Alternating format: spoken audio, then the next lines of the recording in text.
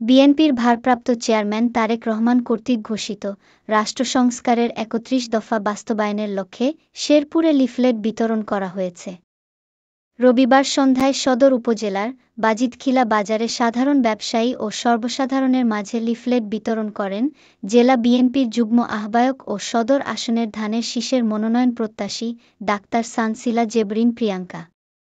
এ সময় জেলা বিএনপির সদস্য সাইফুল ইসলাম স্বপন, সদর উপজেলা বিএনপির সিনিয়র যুগ্ম আহ্বায়ক এস.এম. শহীদুল ইসলাম ভিপি, সদস্য সচিব সাইফুল ইসলাম, যুগ্ম আহ্বায়ক শফিউল আলম চান, এএসএম রফিকুল আলম শিপন, সদস্য আমিনুল ইসলাম সহ জেলা বিএনপির অঙ্গ ও সহযোগী সংগঠনের নেতৃবৃন্দ এবং বাজিতখিলা ইউনিয়ন বিএনপির নেতৃবৃন্দ উপস্থিত ছিলেন।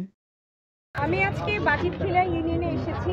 এখানে আসলে আমাদের বিএনপির প্রচুর কর্মী আছে এবং বিএনপির প্রচুর সমর্থন আছে, যেটা দেখে আমি আসলেই 2018 সালে আমি যখন নির্বাচনের সময় বাজিতখিলা ইউনিয়নে এসেছি তখনও দেখেছি বাজিতখিলাবাসী আসলেই মাটিটা হচ্ছে আমাদের বিএনপির ঘাঁটি।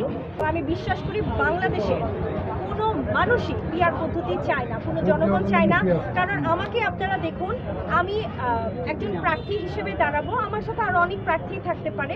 একজন প্রার্থী যখন একটা এলাকায় যাবে, জনগণের সাথে কথা বলবে, গণসংযোগ করবে, মতামত আদান প্রদান করবে, তখন কি জনগণের সাথে প্রার্থীর সম্পর্কটা অত্যন্ত মধুর হয় এবং পরিচিত হয়। পরবর্তীতে সেই এলাকাবাসী যেন সেই পরবর্তীতে প্রার্থী যদি এমপি হয় তাহলে তার কাছে যেন যে সুখ দুঃখ কষ্টের কথা বলতে পারে।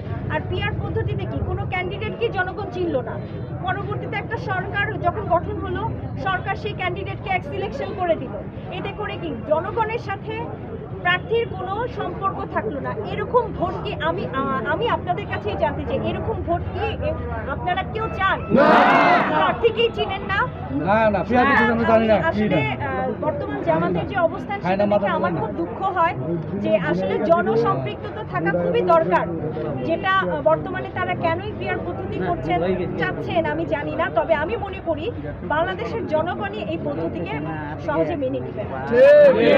এবং আরেকটি কথা বলি যে আসলে এমপি ইলেকশন যারা করবে বা যারা জাতীয় সংসদে যাবে, তারা যদি একটু কষ্ট করে পরিশ্রম করে সাধারণ মানুষের কাছে দেখা সাক্ষাৎ নাই করে, তাহলে আর এটা কিসের ইলেকশন হলো?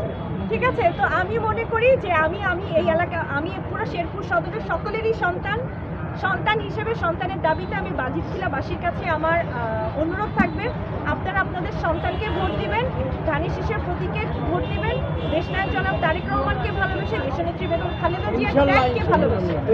ইনশাআল্লাহ ধানের শীষের বিজয় হবে।